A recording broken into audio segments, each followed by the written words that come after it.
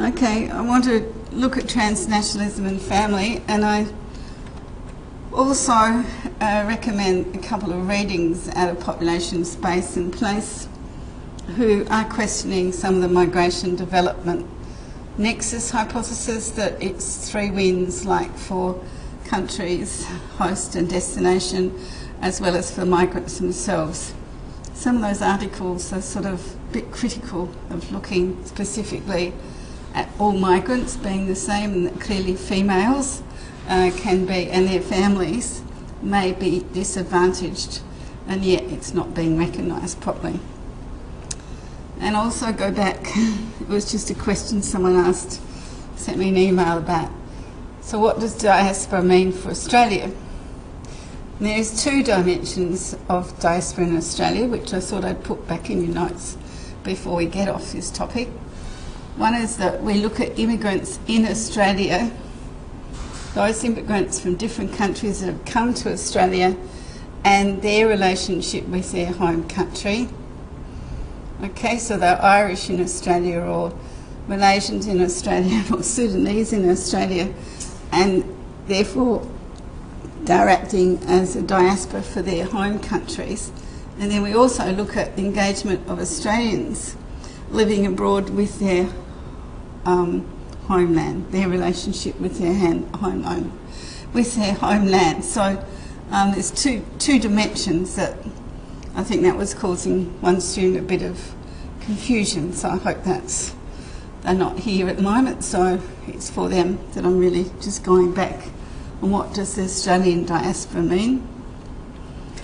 And if we look at the balance of commitment between homeland and Australia via different types of migrants, 1950s and 1960s, primarily a time of permanent settlement in Australia. Their tie to Australia was therefore much greater, about 80%, and to the origin was much less. They came as permanent settlers. They didn't really have linkages as strong as they are now, or visit home, or even intend to return home. In 2000s, permanent settlers, by then, about half had sort of some commitment towards the homeland, and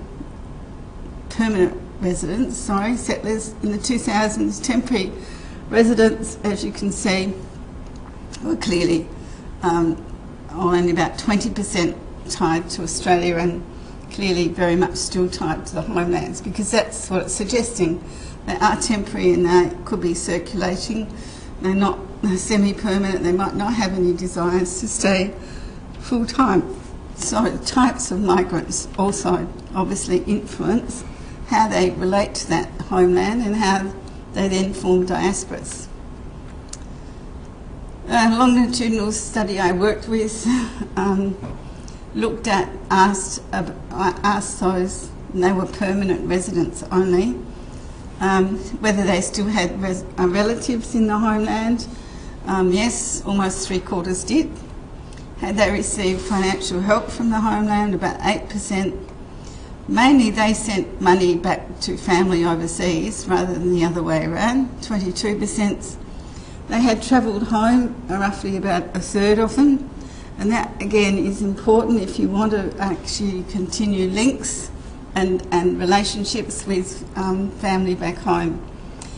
And only 2% were expecting to return to the home country they had previously lived in. So it was just getting some sort of idea about linkages between respondents. They were all permanent residents, by the way, which include refugees as well. Immigration influencing the diaspora. Now, more recently, are mainly highly skilled and highly educated, and that tends to be making them more attractive in terms of diaspora. There appears to be no dominance of a single group acting as diasporas, but there's a lot of, most concentrated in large cities. Since 1977, Australia has adopted multiculturalism as a settlement policy.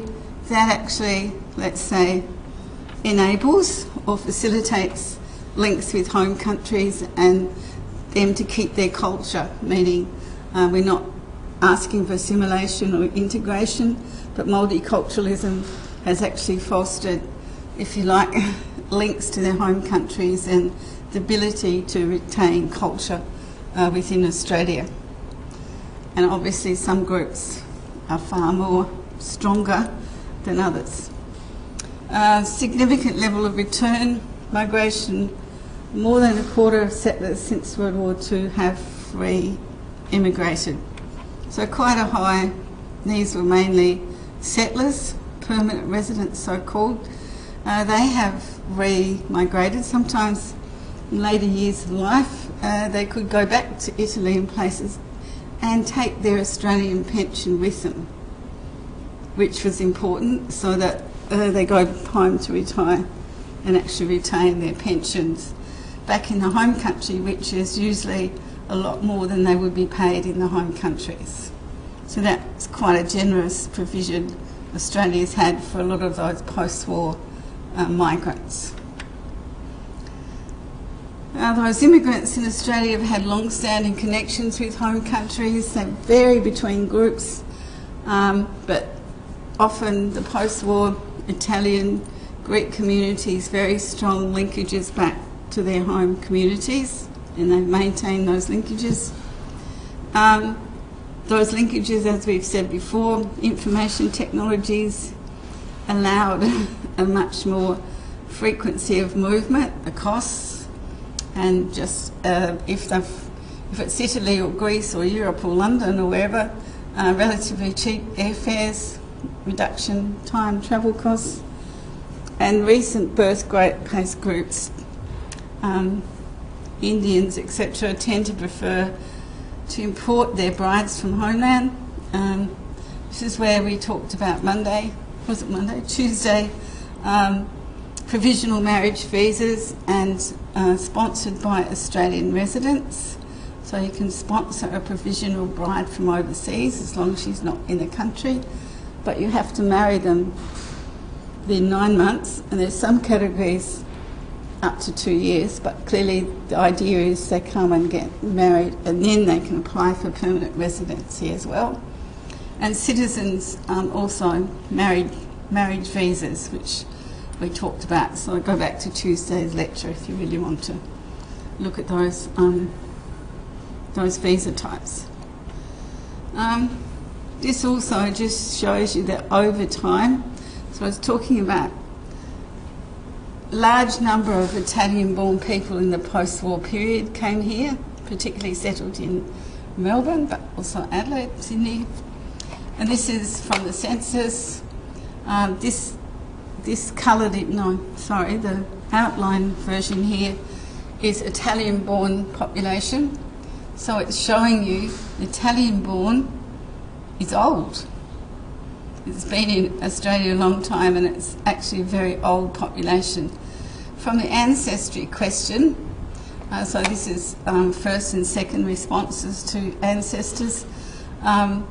Obviously Italian-born, their offspring, if you like, is making up all the other age groups in that pyramid. So we don't have a big influx of young Italian-born people.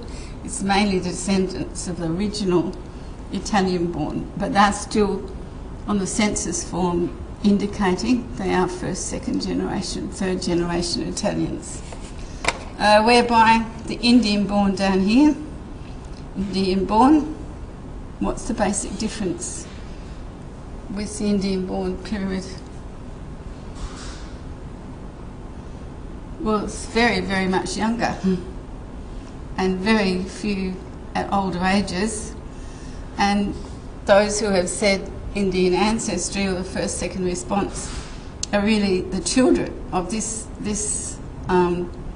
of these young adults of Indian extraction, which are obviously your immigrants, more recent immigrants, and their children.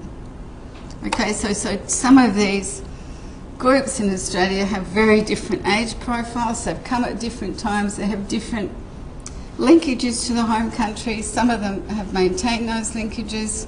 Italian-born as long as they're accepting ancestry and quite strong family ties. You'll also note from talking to them very strong linkages back to home countries.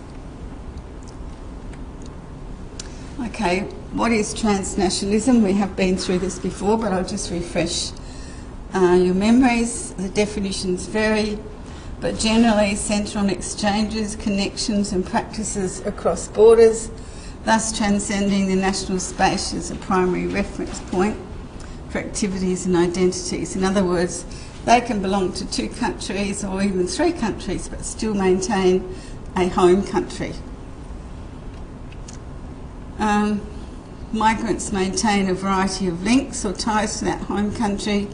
At the same time, they settle in a destination. The transnational lens focuses attentions basically on the connections migrants establish between those countries. And it's relatively recent with ideas of diaspora that we start really looking at the connectiveness of migrants with home countries and between countries, with the recognition they might be a citizen of several countries and might relate to them, so you can't actually say which is a home country either. So the transnationalism approaches, and this is where we include origin, destination and links between them, and we're looking at non-permanent as well as permanent migration increasingly, as temporary non-permanent migration worldwide globally has actually increased. And particularly for Australia, remember, since the mid-1900s, 1990s, we've had increasingly emphasis on temporary migration to now it actually outstrips permanent. And the focus is on obviously links with flows of ideas, money and people. So it's investment, remittances, money going back, foreign direct investment, etc. between countries. Migration can be favourable in impact at both origin and destination and for the migrant. So this is the 3 wins, and this is where there's some debate. You'll see whether the migrant as such, not classified as male or female or by other characteristics, is often not the winner. It could be the loser, and the family also could be the loser as well. So if we conceptualise transnationalism, we look at, say, the activities or practices undertaken by migrants, if we want to try to establish what these linkages are. Obviously correspondence, which includes obviously letters, but mainly now it's emails or Skyping or some other connectivity, Twitter or whatever. Short-term visits, important. We often look at those visits to see exactly what's going on, how much frequency of contact. Economic activities or exchanges, what's being exchanged. Maybe your relatives send food or clothing from Africa to be sold in markets, which sort of supports family in Australia, but money also goes back to those in Africa or wherever else. So remittances, that's investment, and it can be direct trading of goods. Relations is the other thing we look at in the form of ties and interactions. And that could be at a national or individual level, linking people and institutions across borders. And we did have a lecture a while ago about those immigration institutions now fostering diaspora and fostering some of the linkages. Okay, this is just a quote. Migration and development are linked through the livelihood and survival strategies of individuals, rather than of countries, but it's saying of individuals, and through international mobility associated with global integration, inequality and insecurity. And it's sort of trying to tell you that maybe it doesn't really address some inequalities, maybe it can generate other inequalities, and that we should be looking at all aspects of how migration works. The thing that I want to really get to today is transnational families. Transnational family, described by Ohio and Bedford, a family that has adopted a deliberate strategy of living in two or more countries in order to maximise opportunities for education, employment and social advancement for family members. So I might plant a child at education in one country or one area, maybe the mother as well, but they actually have business activities back in Hong Kong or wherever. So it's a strategy, it's split across opportunities in various countries. Huang and all transnational families are primarily defined by the fact that they continue to maintain shared imaginaries and narratives of belonging through frequent contact, either via recurrent visits of members back and forth among the different locations and through virtual intimacies on Skype and email and whatever else you want to actually maintain contact. Also, if we look at literature, we see many children grow up in geographically split apart households. Split apart not just between urban and rural, but between different countries. Transnational mothering is a new phenomenon. So it's something now we talk about because it's been really linked to female migration. Limited research and little attention paid to the many children left behind in this transnational mothering due to increasing female migration, and therefore it's influenced the caring practices in the family and the household. So in other words, someone has to care for these children, and it's assumed, and I'll show you from a survey we did as part of a PhD, that husbands are ones left with the children but not necessarily looking after them properly, and the elder daughters in particular get left with a lot of the caring responsibility, as do aunts, uncles, grandparents, etc. as well. Children's acceptance of gender rearrangements and the attitudes of extended kin towards childcare and added responsibility has been also become a problem. So the mother leaves, she might be sending money home, but other relatives plus the husband might be actually a bit put out by the fact that they're taking over her basic caring activities. I just wanted to show this, that Philippines, Sri Lanka, Indonesia, we were talking the other day, high out migration, more females in those migration streams going for work overseas, and that's just the legal part of overseas contract workers. We know there's many, many more that aren't actually in some of these figures anyway. If we look at Sri Lanka, and then I'll look at Philippine workers and also look at ones from Sri Lanka. Women constitute up to 67% of labour migrants from Sri Lanka, many of whom work as domestic workers in the Middle East. So they're not great jobs, but clearly that's better than no job at home. Many leave children in Sri Lanka, mostly with fathers, but also with extended family, or at least they have extended families made to look after the children. Strategy is to employ to get the most economic benefits for the family and the household. And if it's a sex-segregated labour market, whereby the opportunities are there for females, the female goes, whether she has children or whether she doesn't have children. And I'll tell you something about that when we get to it in a minute. Remit money for education, tuition, books, travel to school. They're also very good at the maintenance of household money, family, consumption expenses, food, clothing, etc. The women are much better at channeling money into some of those aspects. They send more money back. They know exactly what it should be spent for as well. A lot of the men's money gets spent where they are, or it gets sent back, and it's mainly for maintenance of the house or other goods, not necessarily down to very household items. Research focus recently has been on the transnational families of Filipino migrant women, another huge group that go overseas for work. And the idea is to look at the work of the migrant mothers both at home and abroad, because some of them are relatively highly educated but taking really much lower jobs abroad because they were bringing in money, and then actually shifting abroad from the Middle East to Paris or Europe, because again they got double the money in those countries as well. In other words, they stay away a long time earning this money and don't want to go home.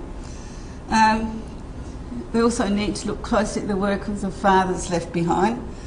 Do they just become lazy, or do they themselves, are they employed, or what are some of their qualifications?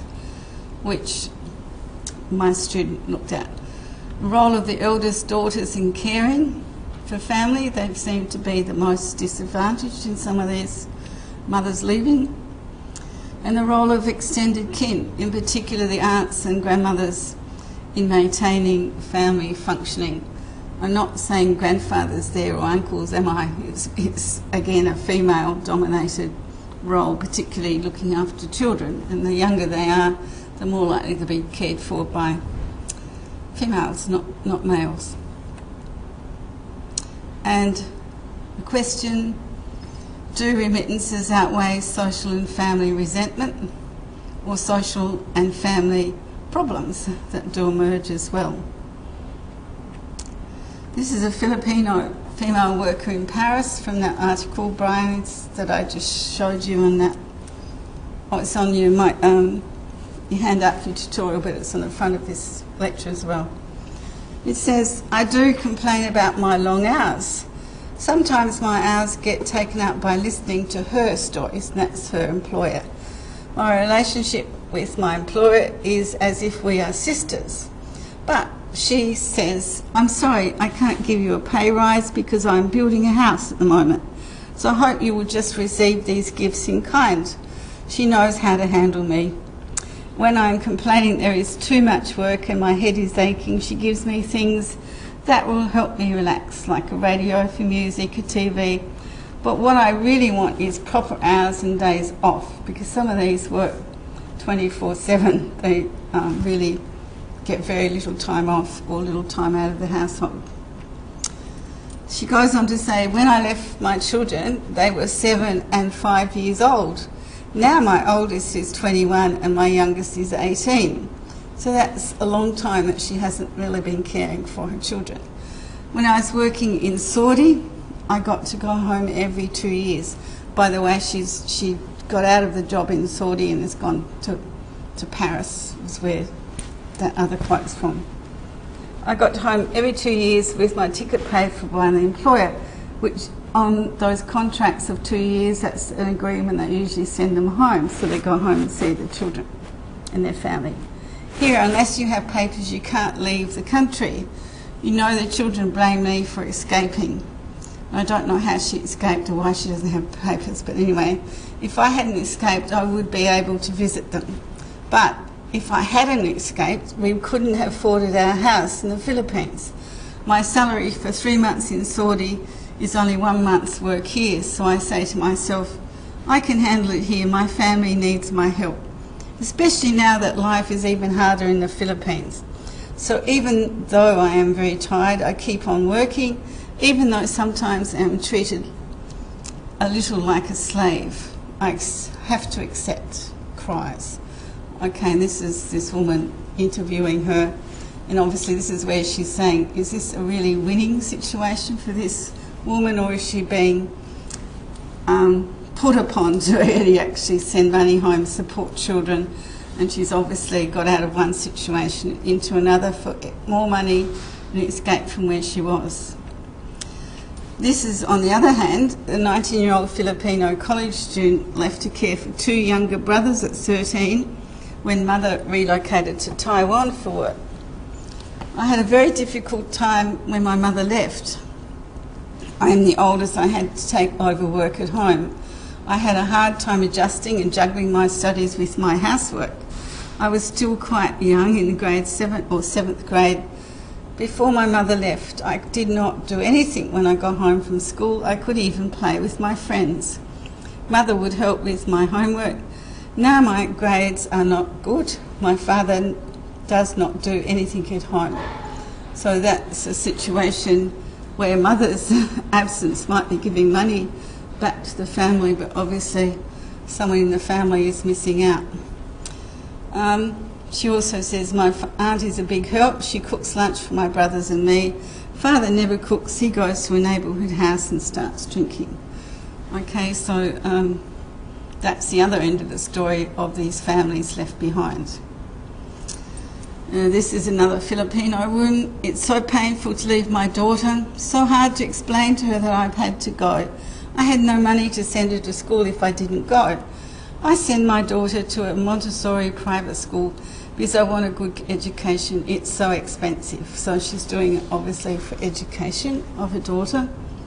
From Qatar, Edith followed her employers to London, which she describes as the greatest blessing of her life. In Qatar, she earned $200 a month, which is half a London weekly wage. She may earn more now, but she also helps more people, paying her nephews and nieces school fees, and she plans to be in London at least until her daughter finishes college in 7 years.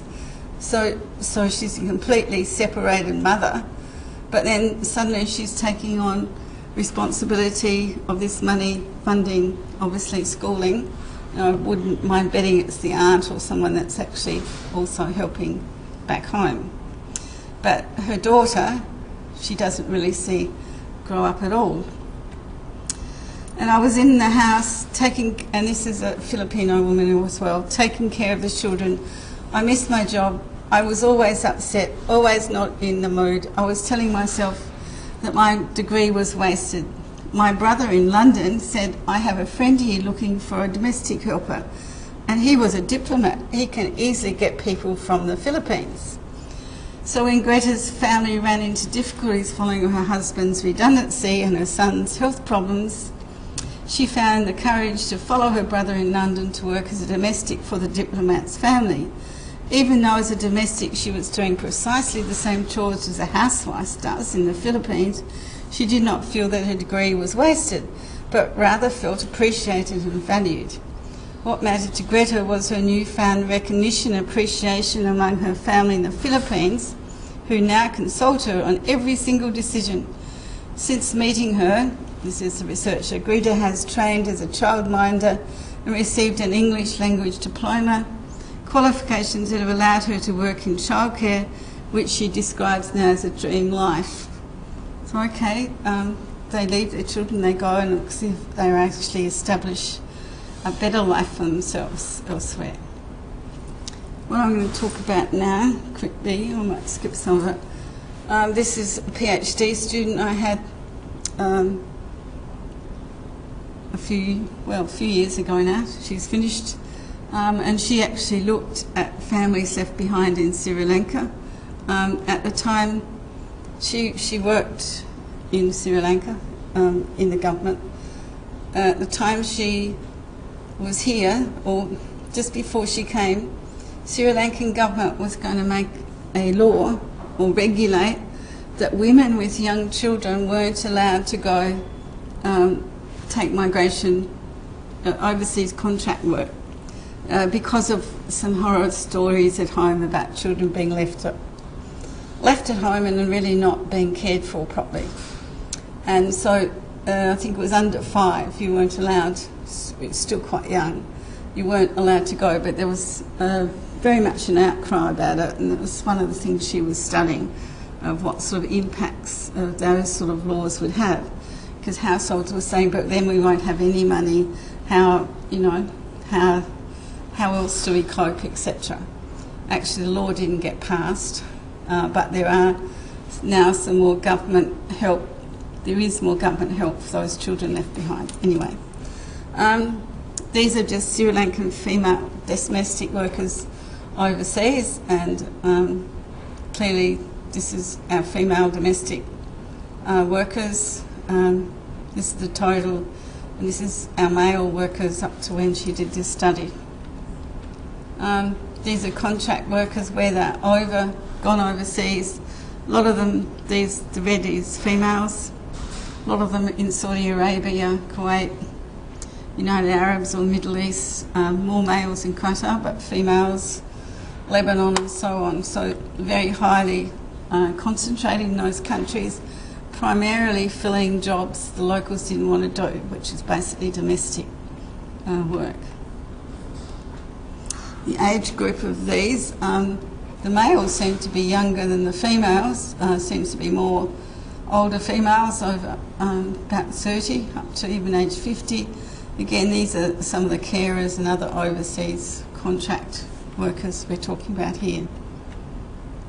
At the time of the marriage and currently, most of them were married, very few never married, or more so, a little bit more so here, but clearly separated, divorced, no, clearly married.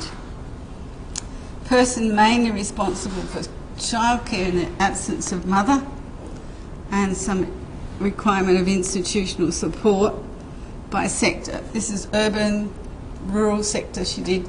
Estate sector means that's plantation sectors within Sri Lanka. A lot of women from those sectors have gone. Overall, husband 80%, roughly 92% estate section left to husbands. Parents 10%, 13%, other relatives 5, 6, other children. Basically found in the survey results they were nominating the husband, that when you actually started talking to them, it was really the grandparents or some of their children themselves. As young as 12 and 13, actually caring for younger siblings, 2 and 3 years of age, which seemed a bit... But obviously husband was still there in control, but not necessarily doing a lot of the caring. We also asked respondents' opinion on the changes in behaviour of the children in the absence of mother. Said increased problems at school, 42%. Health-related behaviour, 6%. Temper tantrums, disobedience, about a third. Joining gangs, use of alcohol and drugs. So it doesn't sound very good, does it? That these children are obviously exposed to differences because of a lack of mother's control. Maybe they would do it anyway. But clearly the government was latching onto some of that. This was prior to her coming, saying this is a really bad outcome of mothers going abroad. We also looked at the characteristics of the migrant families overall. Education attainment of the family, well, only 7% no schooling. Almost half had primary school, over a third had secondary, and even 7% tertiary. So generally, compared to the general population, they were slightly more educated generally than the ones that really had no educational schooling. Type of activity before migration, 72% were unemployed. This is one of the reasons they weren't. There were no jobs. And it was about a quarter, however, were employed. Type activity of the husbands, well, 92% of the husbands were employed and only 7.2% unemployed. So they're going to get extra money rather than actually fill in for husbands. But some of the husbands were also overseas contract workers in her study, which meant both parents were actually away, and clearly someone in the family was doing the caring. Occupation of the husband that were employed, 58% were labourers or self-employed, 6.5 drivers. So, and there was only 3 with no permanent job. 7% actually worked abroad. Income was generally showing low income of the husband, so the husband wasn't earning big income anyway, so he needed the double 2 income families, so that's why the women had obviously gone.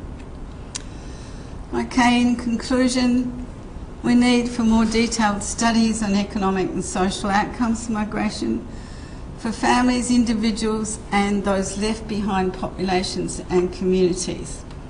Who benefits and who loses? Most of Swaner's respondents, it was found the women really wanted to be with their families, not away working, but couldn't risk not having money for their children's education, which was the main thing that they were actually working towards. There are many uncertainties surrounding data on the way children are involved in migration or don't migrate with the parents, and little is known about child migration. Why do you think little is known about child migration?